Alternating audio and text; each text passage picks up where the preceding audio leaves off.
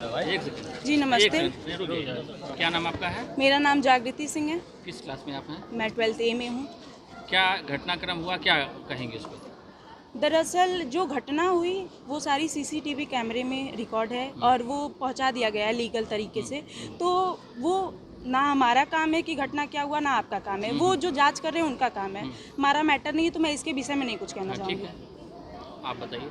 क्या? अपनी बात रखिए, क्या कहना चाहती हैं? नहीं, हमने देखा, एक्चुअली हम नहीं थे, हम क्लास में थे। और जो भी दरअसल क्लासेस में भी कैमरे हैं, कॉरिडोर में है, यहाँ ग्राउंड में है। तो वो सारी जैसे एक व्यक्ति झूठ बोल सकता है, साइंस झूठ नहीं बोलेगी।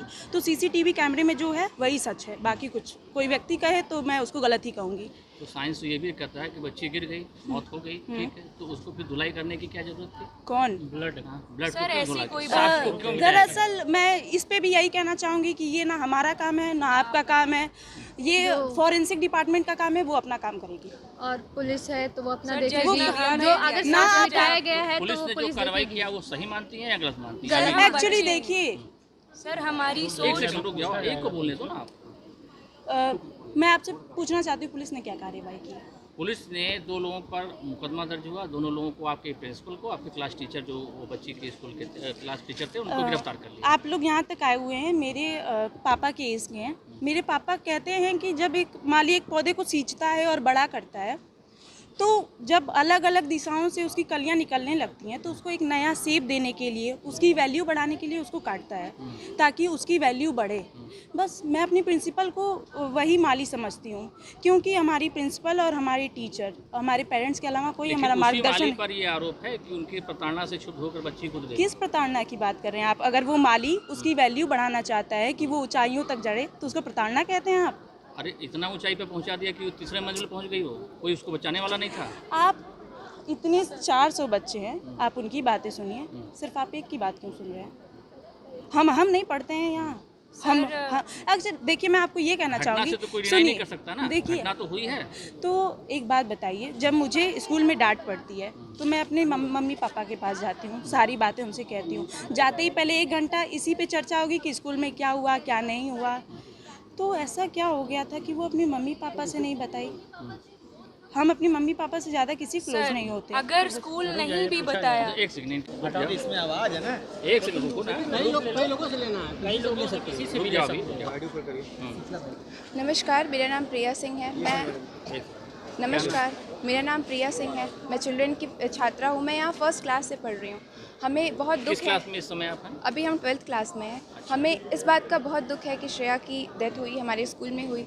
हम उसके पेरेंट्स के दुख को भी समझ सकते हैं, लेकिन हम ये तो ज़रूर कहेंगे कि हमारे टीचर्स तो बिल्कुल भी गलत नहीं थे। जो ये बोला गया है कि हमारे स्कूल के टीचर्स की गलती है, ये गलत बोला गया है। हम जानते हैं माँ बाप ने अपनी बेटी खोई है, उन्हें दुख होगा, लेकिन किसी पे ऐसे ब्लेम लगाना ये बहुत गलत बात है। हमारी अनुकृति मैम पे ब्लेम लगा, हमारी प्रिंसिपल जो कि हमें बहुत सपोर्ट करती हैं। अगर हम बात करें किसी डिसिप्लिन की, तो हमारे स्कूल में डिसिप्लिन है।